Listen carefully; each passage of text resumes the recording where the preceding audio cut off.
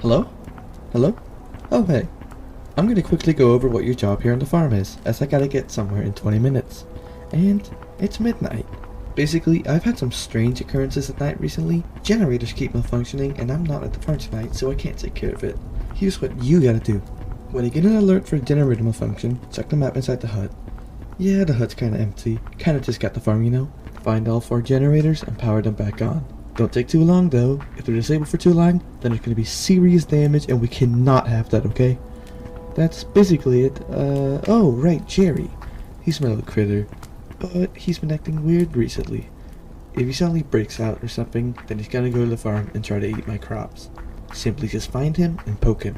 They'll scare him away for a bit. Okay, do not let him finish eating the crops. Anyways, that's all. Gotta focus on the road now. Generator failure detected. Generator failure detected. Generator failure detected.